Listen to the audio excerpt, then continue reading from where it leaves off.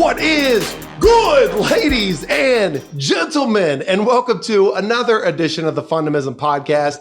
I'm your host, speaker, and master of shenanigans, Paul Long. But of course, this probably isn't your first rodeo. You know that, or you wouldn't be tuning in. I got the goods for you today, man. I mean, like, there are a few people in this world that just get me hype, that I feel like we're related, but yet unrelated. And we're featuring one of these gentlemen here today. But before I introduce him to you, we'd like to shout out our sponsor, Charlie Hustle.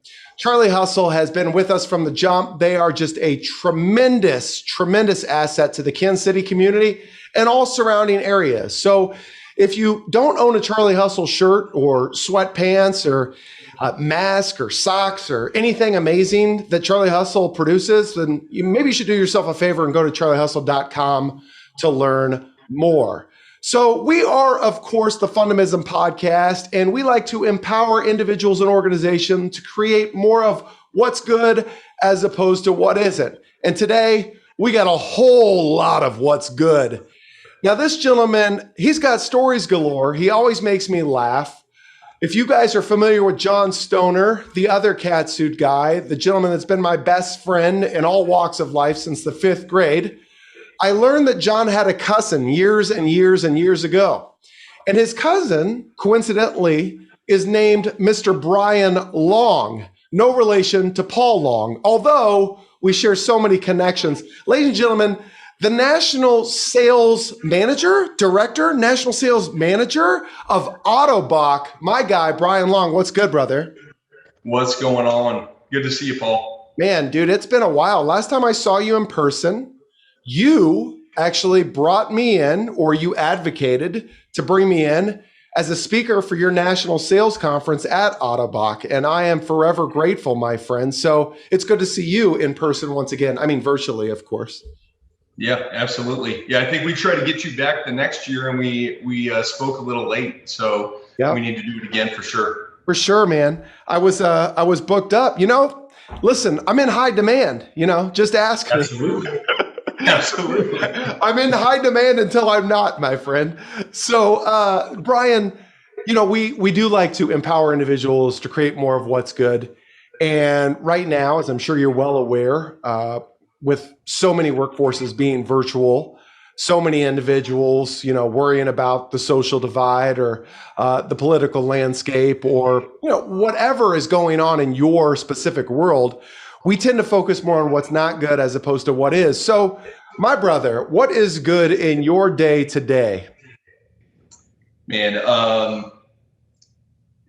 Paul, I would say what I have the most fun with right now is family. I got 3 boys, 7, 4, and 3, and we're constantly wrestling. I get them on the mats with me. We built a garden last weekend. So these little family activities I'm really digging right now, especially with the pandemic. I think it brought things back a little bit into your home, and we've made the best of that. And then honestly, any social activity right now, getting out, being with friends, there's an exclamation point on everything that we do socially right now, because of having that taken away from us for, over a year. And so getting back out in Texas, we're pretty much mask free, and I'm loving it. Just getting out, having fun. You mentioned John Stoner. He was down last weekend, so we tore it up on a Friday night. Amber, John, me, my sister Kelly, and roamed around Dallas, just causing trouble. And so, man, there's a lot good right now, for sure. For sure. You're always an individual that I have seen in a very small sample size. And what I mean by that is it's amazing.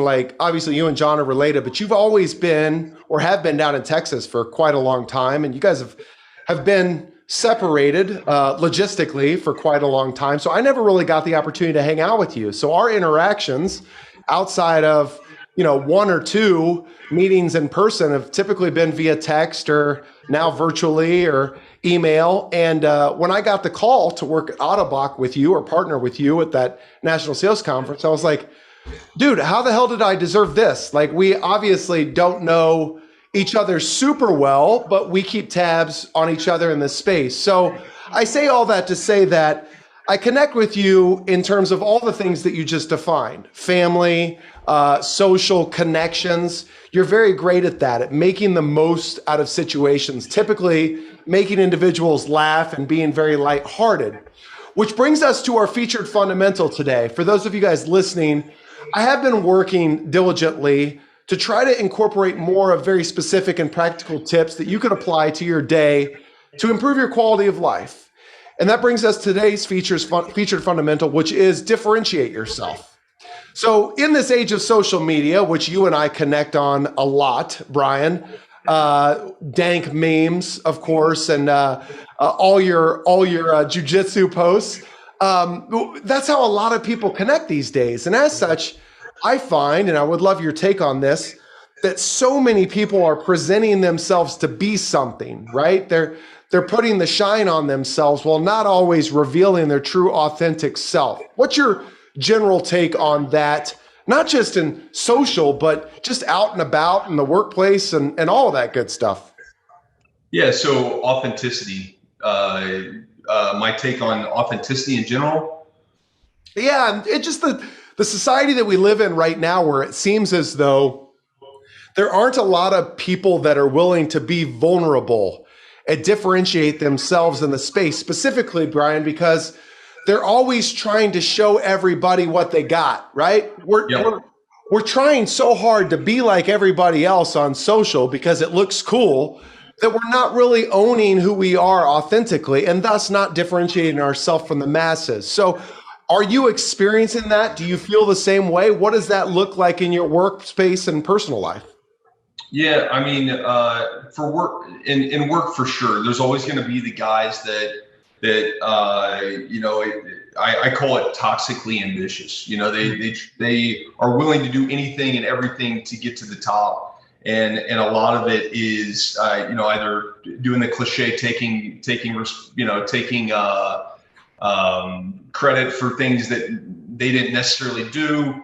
I stopped focusing on these type of people and really focused on what I'm doing and my approach, which I do. I pride myself on being authentic at work, and it is it's a slower ride to the top, right? Because you're basically creating a foundation at every level to try to get there.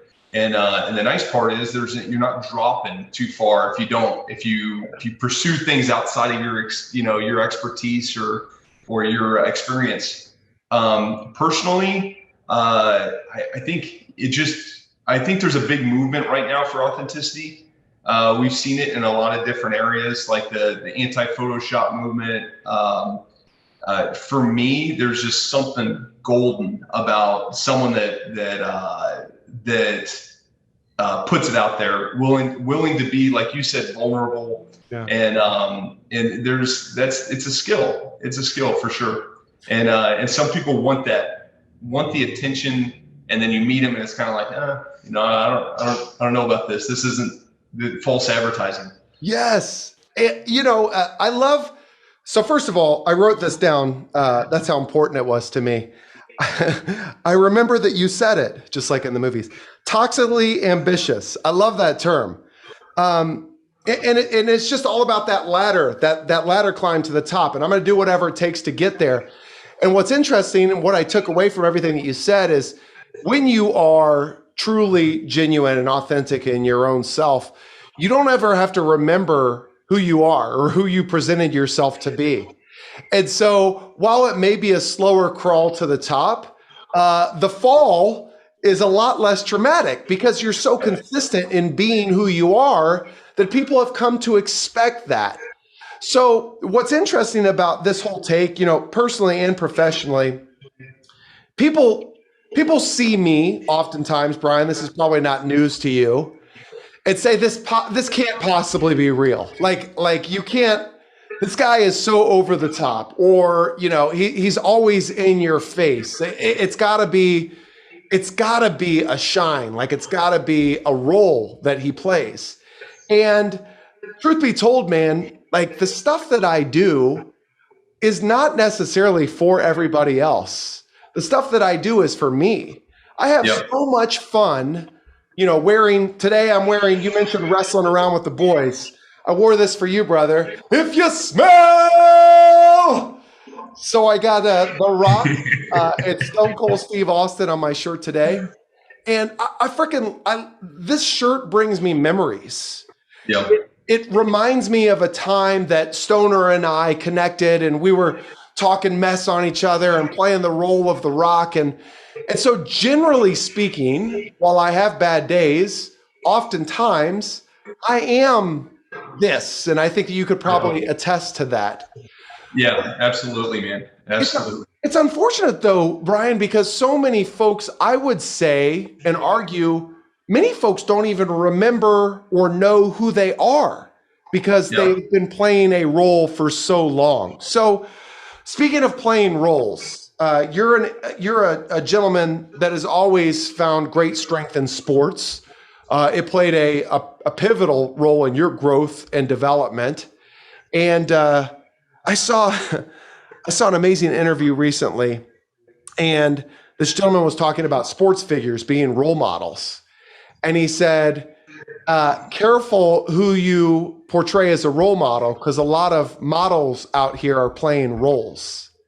And that really hit me like a ton of bricks. But it takes us to this conversation with you about your come up, specifically being in athletics and very active and almost, I would say, dominant in a very specific sporting practice. What was that sport for you, and what role did it play in your development? Yeah, and I don't know if I appreciate the dominance shout out. I don't know if I would go there, but so jiu-jitsu is a sport that I've been involved in since 2001. I started in November of 2001, and I would say that's turned into like a personal, very personal competitive thing for me. And so whereas in the beginning it was about beating other people, and then now it's like my instructor, Alan Shabaro, says it's not, and I think this actually came from his instructor, Chris Howder. It's not who's best, it's who's left. And so, and I've experienced, with all the injuries that I've experienced over the years, I've come to really appreciate that comment. And, I've had at this point five surgeries with little minor things in between as far as shots and MRIs and all this different stuff. It's a rough sport, and I told my mom it translates to the gentle way. And so she reminds me every time I get injured that you do that doing the gentle way. and so now it's staying healthy. It's teaching my boys.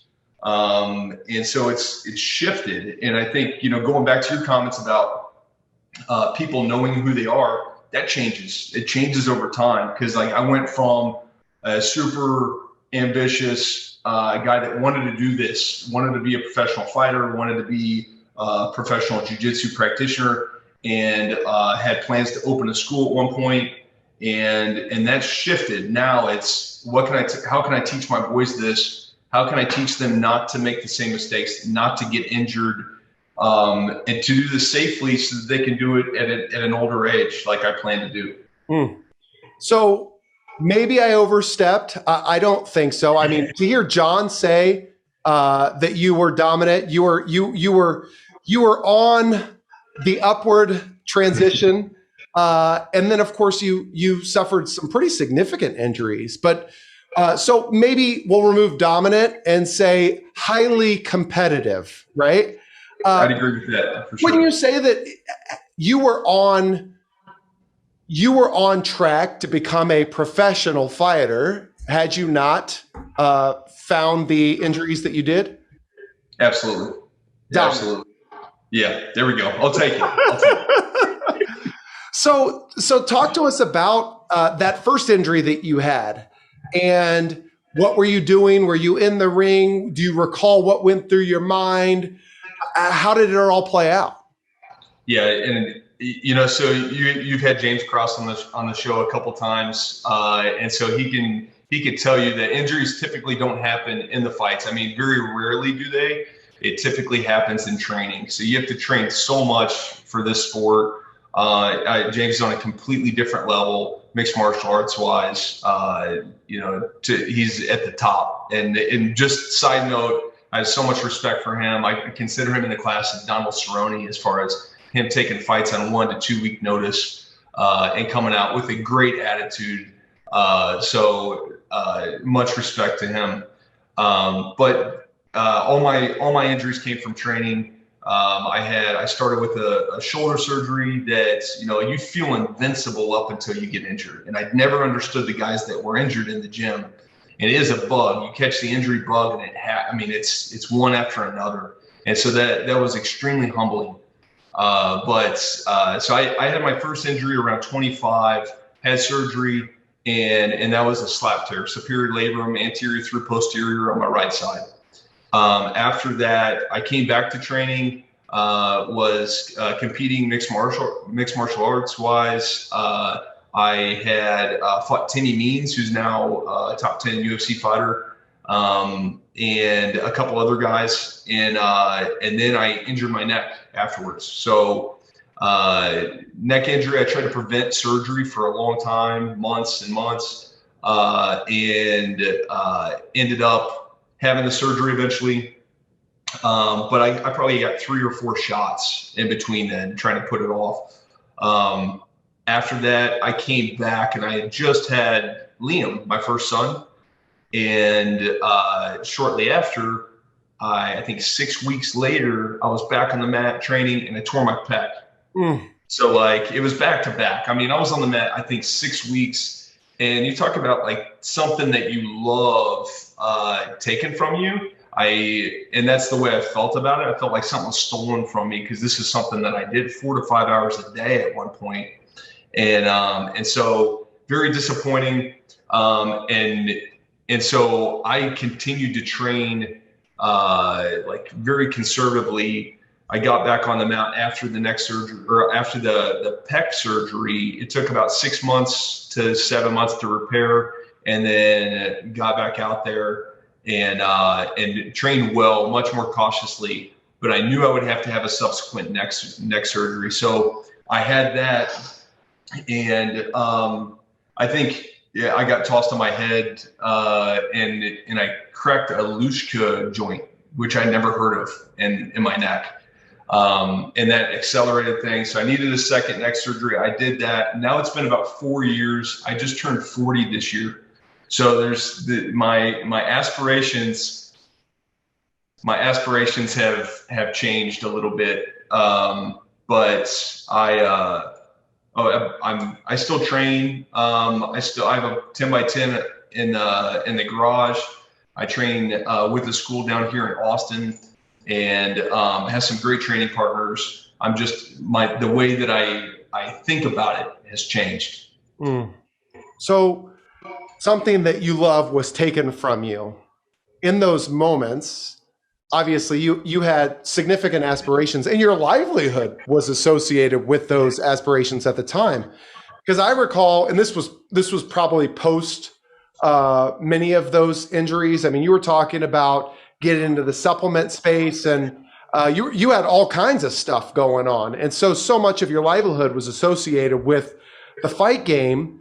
How did that mess with you mentally in terms of your fortitude and how to get through it, and finding Fundamism to challenge that mindset and gravitate towards the things that lift you up?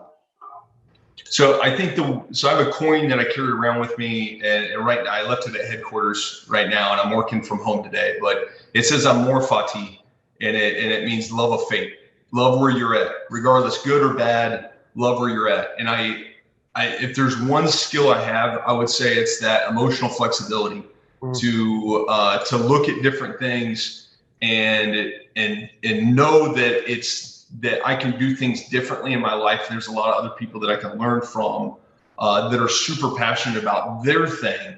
And so, when in preparation for this, I asked my wife and my son, what do I do for fun?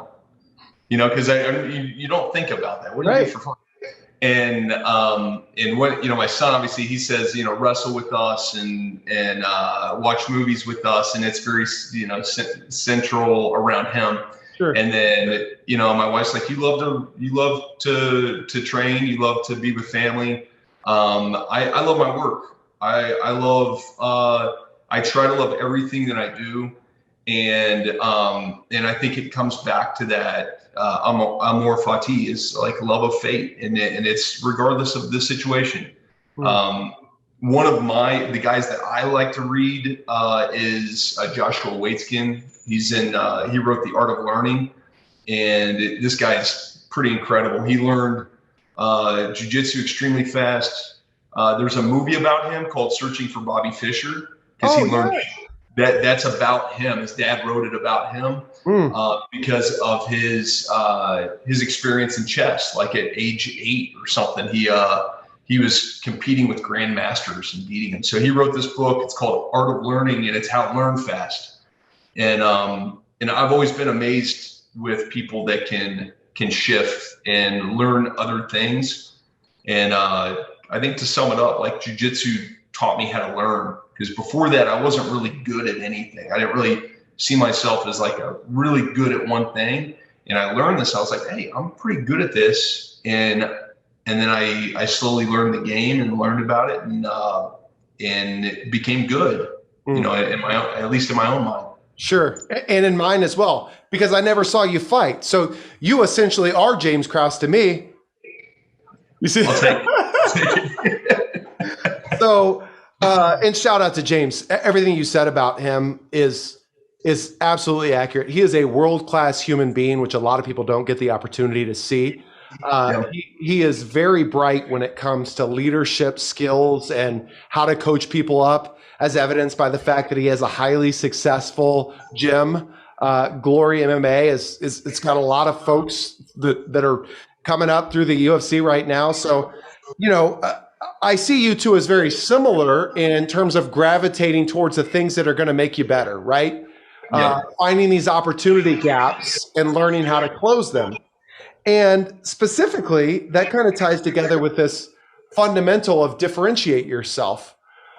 You said, I find myself somewhat good at being emotionally flexible. And I would say that's not super common these days, right? With everybody being so direct and assertive and opinionated and whatever it may be, when you find somebody that is very emotionally flexible, it sticks out like a sore thumb and does help differentiate your space. I gotta believe that having that skill, being emotionally flexible, has helped you in your professional career. Is that accurate? And if so, how? Absolutely. Yeah, absolutely. So, going back to vulnerability, I think that's a really important part of it. And, when I interview other people, I'll ask everybody asks what can you be better at, or what's your weakness? And I usually ask that question 3 or 4 times in an interview to get like a real answer, instead of like, hey, I overwork and I don't delegate and this and that. But someone that's able to be truly vulnerable, wear a cat suit or something like that,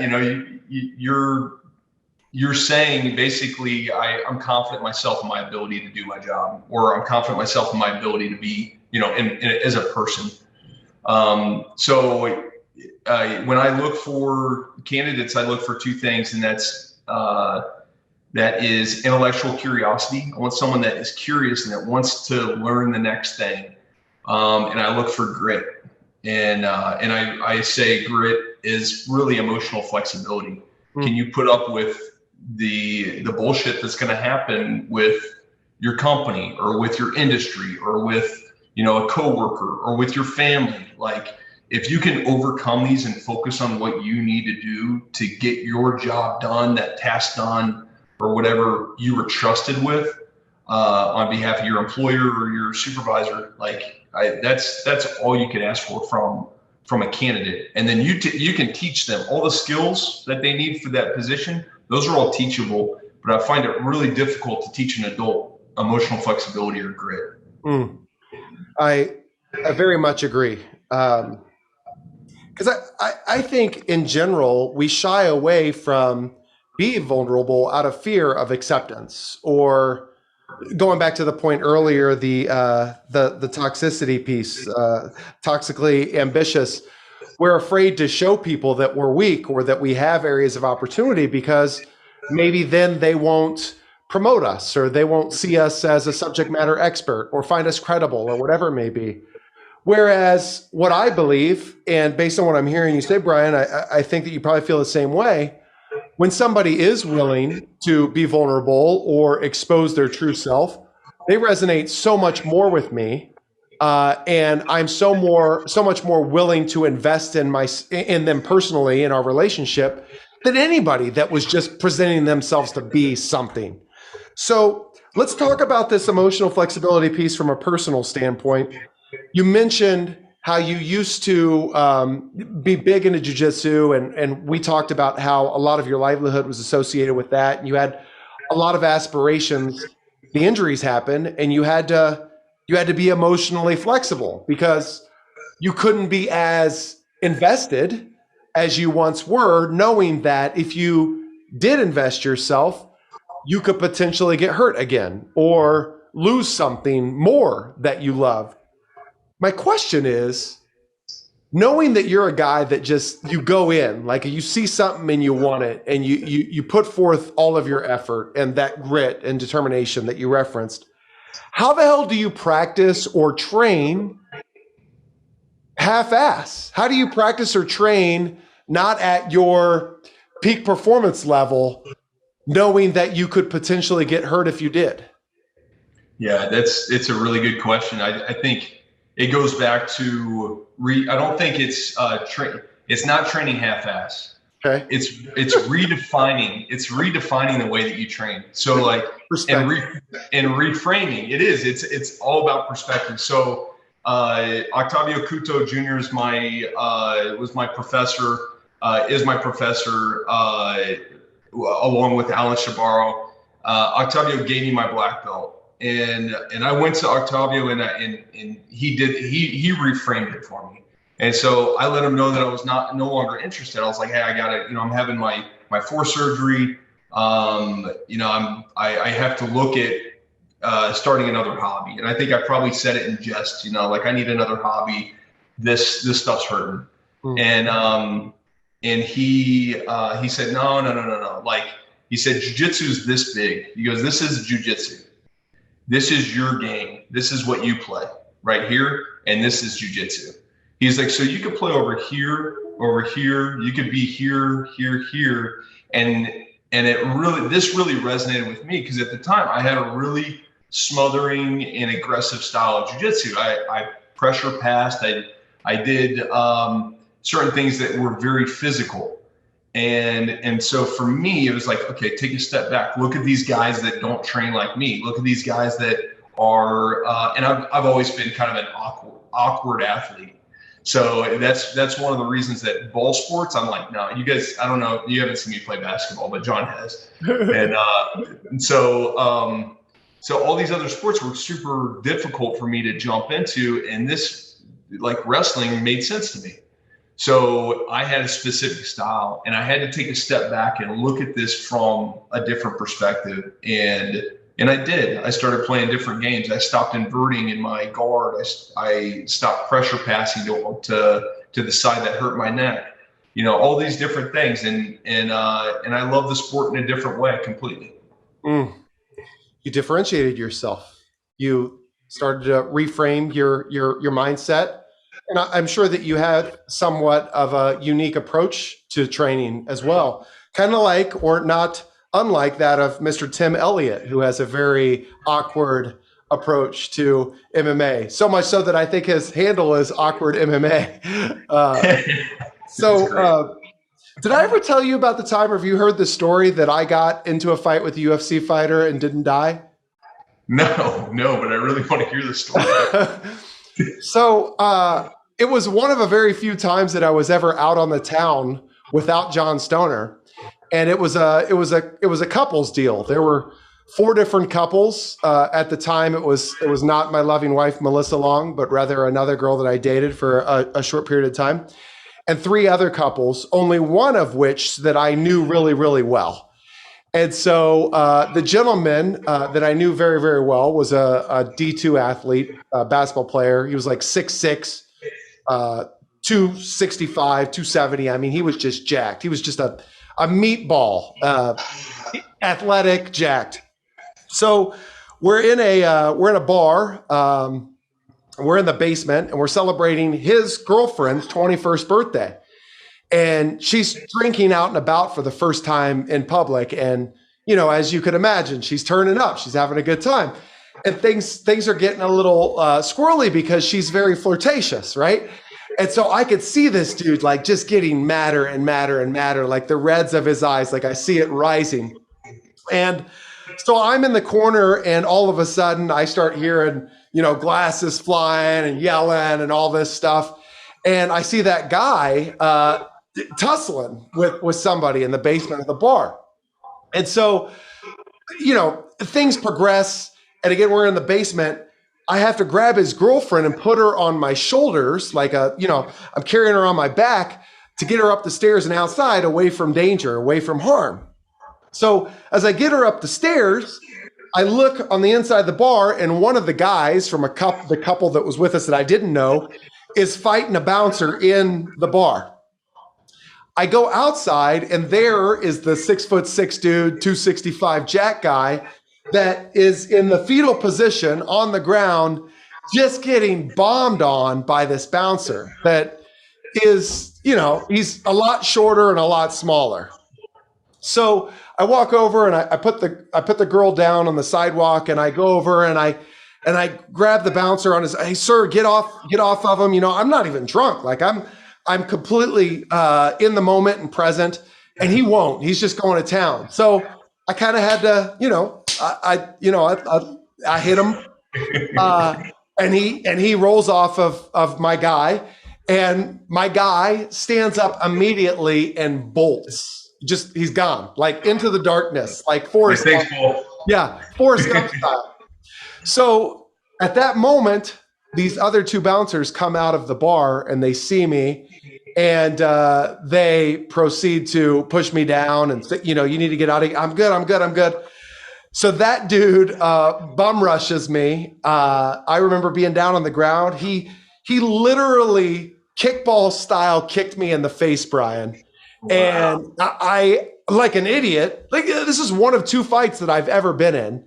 Like an idiot, I get up and I rush him, and I got him, and you know, we're tussling, and he's tussling on me, and it's just a tussle, I would say. You know, we can't really hit each other. All of a sudden, I get tackled from behind, and your first instinct is to, like, you know, get off me, like what's going on, fight or flight. And I hear, stop resisting. And I had this police officer that proceeded to just beat the crap out of me. I mean, like at this point, the whole bar is out. And I remember many of you guys listening right now have heard this story before, so forgive the overlap if you have. But I remember being in a headlock down on the ground, and the police officer's gun in his holster was just jabbing me in the eye as he was. It was like the most painful thing. I said, sir, your gun. And Brian, I'll never forget, I was sitting in the middle of the street in Brookside, handcuffed behind my back, 3 other gentlemen handcuffed sitting down on the ground beside me. And I remember looking over to my left, and the guy right next to me, handcuffed, had an earring that had come out of his ear and literally stuck in his cheek right here. Oh. I'll never forget that day. Fast forward, I go to Farmers where I work a couple days after. And side note, all the charges were dropped. Everything was fine. It's the only time I've ever been arrested. Up top. I worked with a guy at Farmers that was a bouncer, and was best friends with this guy who was a UFC fighter by the name of Bobby Volker. And he was like, dude, you tussled with a UFC fighter, and he has a huge black eye. I don't know if you did it or the other guy did it, but I'm just proud that you survived. And that's true. I am proud that I survived as well. If there were no rules and Bobby got me in any other space, he would literally kill me. But the one thing that I admire about what you do as a fighter, and this is part of the fight game, is recognizing that you could fight with anybody and just destroy us. But it's not about that. It's about, broadening your mind and getting better as an individual. So what specifically did fighting do for you that helped prepare you for your professional career?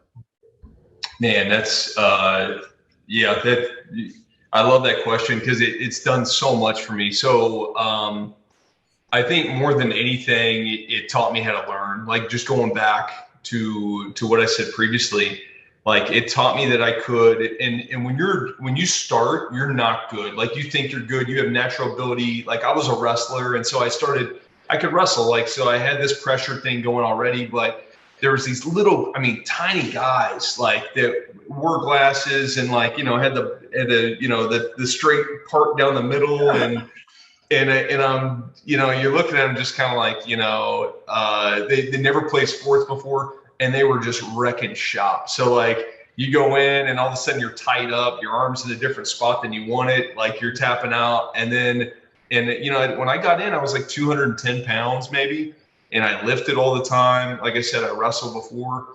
And when I fell in love with the sport at that moment that I was getting wrecked by these little guys.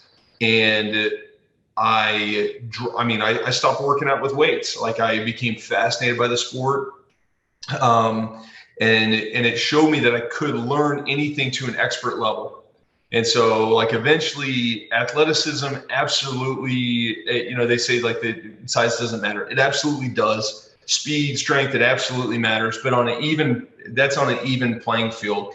If your level of jiu-jitsu is higher than someone else's, then it doesn't help. And so if anything, it fatigues you and wears you out. So I've learned how to think, how to learn all these things. And then the different perspectives, like I said, Octavio telling me that, your style is here, not necessarily, you don't have to define it as this. You can define it as this over here, or this. And I think that really hit home as far as my rigid thinking at that time. Like, oh, wow, I can do things differently, do the same things differently. And once I figure that out, I implement that professionally as well. Like I think that's a big key. But more than anything, I think it goes back to wrestling, your work ethic.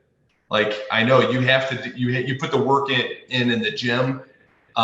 When you're not working, like your competitor is. It's a one-on-one sport. You're locked in a cage a lot of times, like in mixed martial arts at least. And these guys are competing at the same level that you are. They want to beat you just as much as you want to beat them.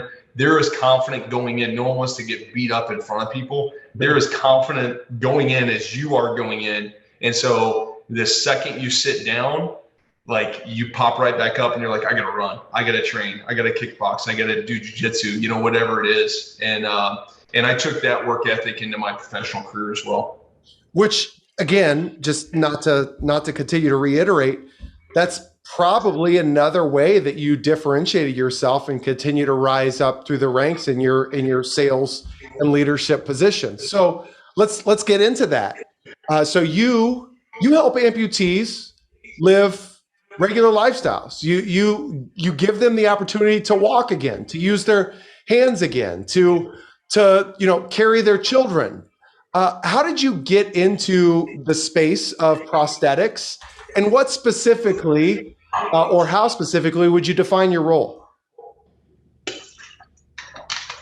So I got into prosthetics almost 10 years ago. It was December of 2011, and they had a recruiter that had reached out.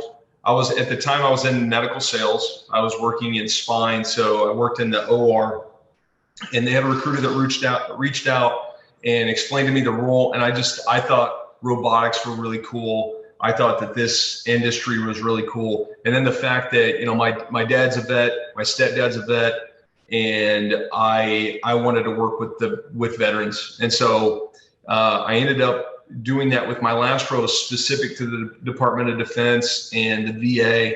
and I absolutely loved it. And that's where I was like, wow, this is exactly what I wanted to come and do. I now in my role, it's a national role. I still cover the DoD and the VA and absolutely enjoy it. I don't get out in the field near as much as I used to, simply because that, number one, the pandemic, and then I'm headquartered now. But I just recently asked for more videos coming from the field because they're extremely motivating, and I miss the patient interaction that I used to have just on a daily basis. I've seen I have videos of a elderly man dancing with his wife for the first time in 30 years. This stuff, I mean, it's happy tear galore.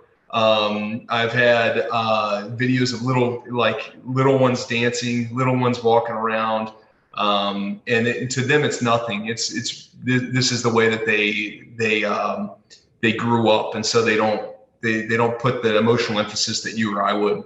Sure.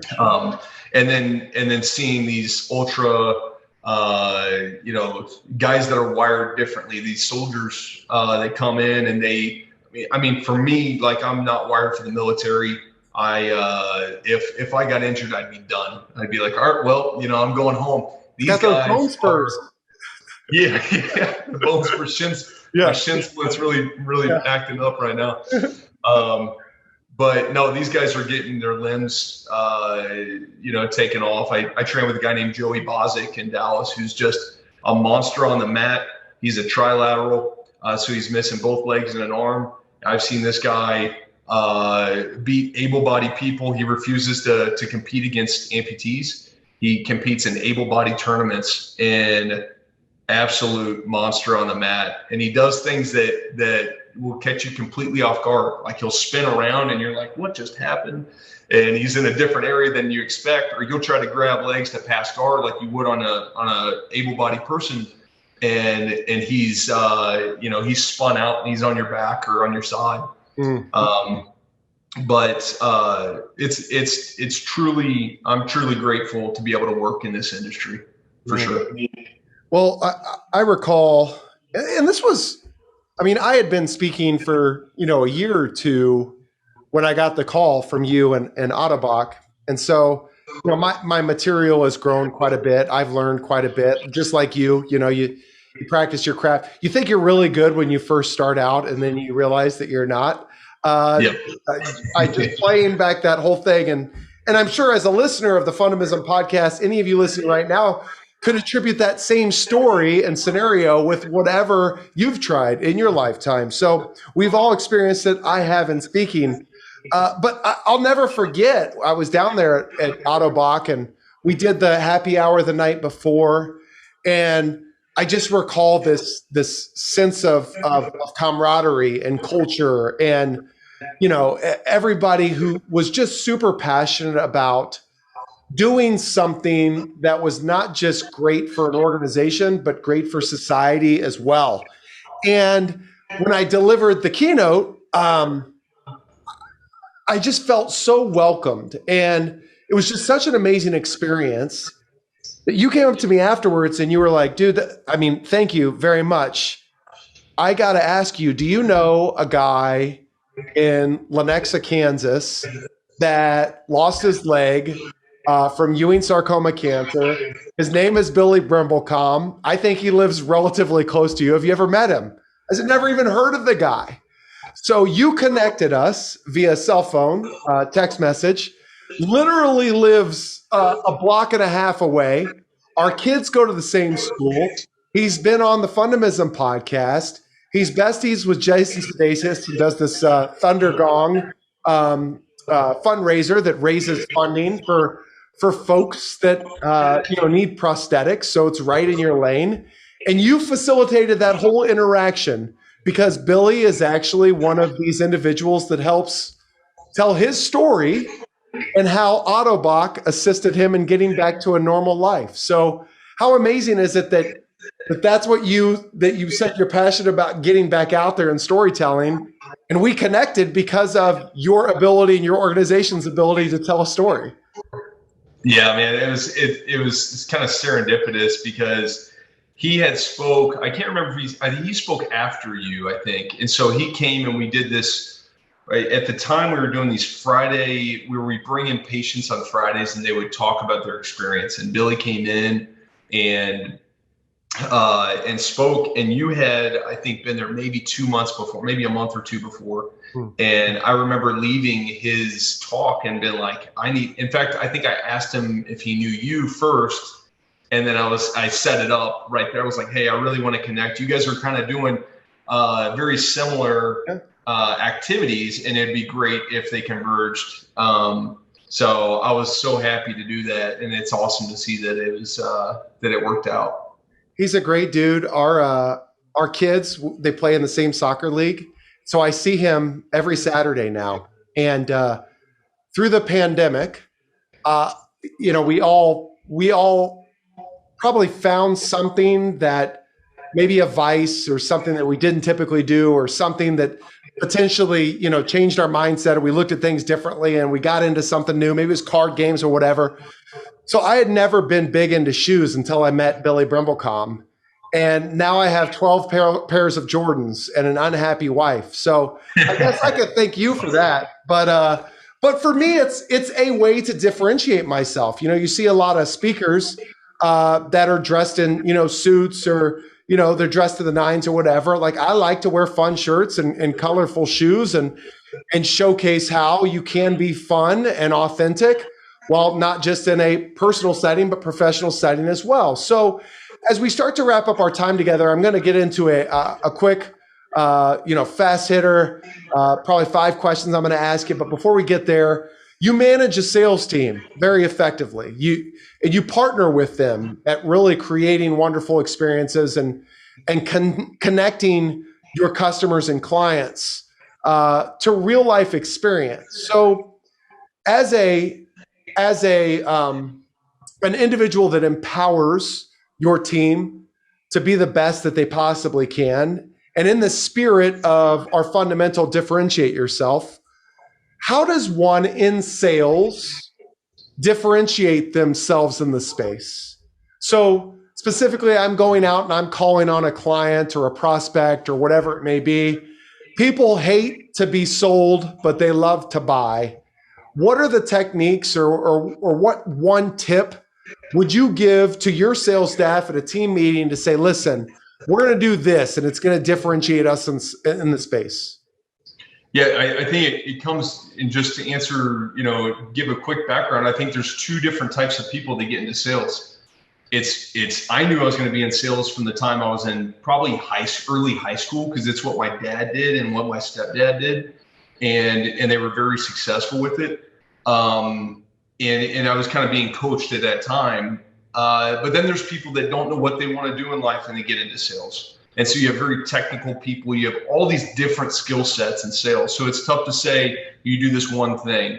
But if I had to say do one thing, or a couple things, I would say be consistent, because there's so many of those guys that don't know what they want to do in life, that aren't consistent because they still don't know if this is the right career path for them. Yeah. And the other is just create value, and they can be the same, but create value. Don't send somebody, I think the big thing that pops up is, how do I follow up with this person without being annoying or pestering them? And it's creating value in that follow-up, creating value in everything that you do, every interaction that you have, creating value. Because you have that one short transaction where you don't, and you just wasted time. And so don't waste people's time, create value on every interaction. And I would say that's a pretty safe formula to succeed. I agree. I love that, just the word of value. And I think oftentimes I don't know truly and honestly if everybody understands what value actually means. Because when you say create value, I know a lot of sales folks out there. I mean, I've been in the consulting industry. I obviously speak a lot. When you say create value, oftentimes individuals work really, really hard to create value. And they do so by selling what they perceive to be valuable, instead of taking a step back, showing a genuine interest in others, asking all the questions in the world, and then you're not creating the value, at which point you're selling the value that they created in themselves back to them. All you're doing is saying, listen, you just told me that you want to be able to, if you're selling directly to a customer that needs a prosthetic, you told me that you want to dance again. You told me about that one time years ago where you got the opportunity to dance with your daughter at her wedding as tears streamed down your face. Listen, I'm not going to say something that you don't want or don't need, but I got to tell you, we have an opportunity for you to create more of those magnificent, memorable moments with your daughter. I'm not selling anything now. I am literally solidifying the value that they exposed to me. So, dude, I love everything that you said as it relates to work ethic, grit, toxically ambitious. You're a very smart fellow, man. I remember coming into this, you were like, man, I hope I find or create value some way to your listeners. And you did to me. I can tell you that. So let's start to wrap up our time together with some quick hitters. You wrestle with the boys. I'm wearing The Rock and Stone Cold Steve Austin on my shirt. Who's your favorite wrestler of all time? 1, 2, 3 Kid. The 1, 2, 3 Kid. This is Razor Ramon is up there. Yes, Razor Ramon is up there. But 1, 2, 3 Kid he did all the flips and stuff. I don't know. He wasn't around for very, very long. Yeah. And then Tatanka's got to be up there as well. Like I still do the Tatanka run around the house. I would say those are my 3 favorite that come to mind. Dude, I got to go educate myself. I've never even heard of the 1, 2, 3 Kid. Oh yeah, he's legit. But here's a fun little takeaway. I don't know if you knew this, but John and I were at Up Down the other day playing some pinball.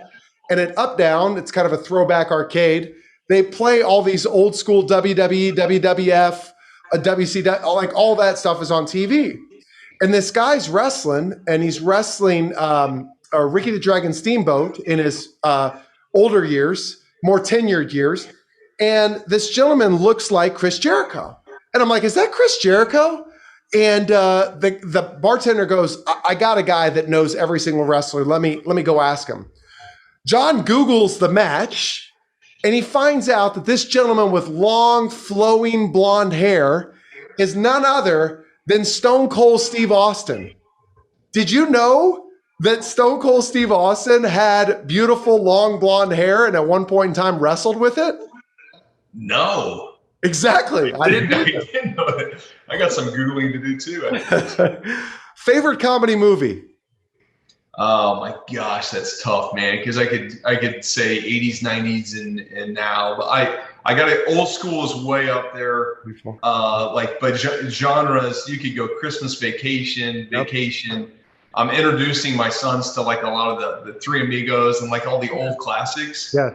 But yeah, I would say old school. Wedding Crashers and those movies are awesome. Watching, judging, look at the baby. So The Jerk, quality flick, recently, old school, I caught up with again. Underrated flick that doesn't get talked about enough, Fletch. If you've seen Fletch or haven't seen Fletch in a long time, I'm going to catch up on it. I'd love to text exchange our experience together. Yeah, I'll check it out.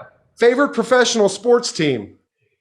Oh man, you know this. The Kansas City Chiefs. I mean, I have a Chiefs room that I'm working on. I got like a half wall that's just looks like an old sports bar, and I'm gonna blow up some pictures of John and I, Andy and I. We got to make it to a game. We've been talking about it for a while. Yeah. I think it's October. We play in Las Vegas. And John and I have had our eyes on that one, so we needed to discuss for sure. I might come out there because I still have a winning ticket for when the year that Mahomes won MVP. I bet $100 on the Chiefs winning the AFC West, the AFC Championship, and the Super Bowl. I of course lost the latter two, but won the AFC West. So there it stands, $350 in my drawer that's been there for 2 or 3 years. That'll pay for my plane ticket. Let's go spend that. Let's go spend it. All right, most memorable moment as a Chiefs fan? Oh my gosh. I would say, I'm trying to think. Derek Thomas was at 6 sacks. Mm-hmm. 7, right? Was it 7? And that was against, was that Jeff, what's his name, for the Raiders? No, it was Seattle, right? Oh, you're right. It was Craig? David Craig. Craig? Yeah, that's right. Yeah. I think it was Derek 7. Thomas, man. That was, he was great. Like, just, All right, last question, man. Then you're off the hot seat. You're an individual that takes great pride in what you do, and you do it because you're passionate about it, and it brings goodness to all those that get the opportunity to not just work with you, but that you get to, sell value to, or whatever it may be. What's the most gratifying moment in your professional career? Dude, look at your face thinking about, oh God, it's so hard. I mean, the most gratifying thing is seeing someone that didn't think they can do something do it, and then you coaching them. Yeah. And there's so many moments like that that I can think of right now. I would say it's some of the patient interactions that I've had. There was a kid that lost his hip up in Oklahoma that actually dove in after his buddy in a grain auger. And he lost his hip, saving his buddy. And he was going through some really, really tough times. And he made it out. I connected with him about, 2 years after the initial accident. And he was in great spirits, and there was a lot of concern around it. So that was one interaction that I always remember. And there's a few other ones that I would say we had some even tiny bit of influence within, and they worked out really well for people. So, but that's the one that comes to mind.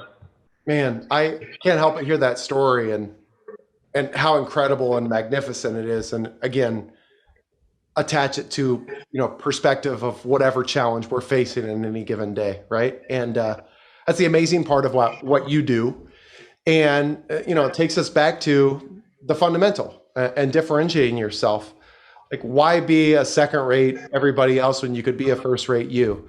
Whether it's you taking such great pride in work and what you do that you have a tenacious work ethic and you show a genuine interest in others, or you could no longer do what you love to do as well as you once were able to do, so you had to differentiate your thinking and yourself in that space to still create and find value as well.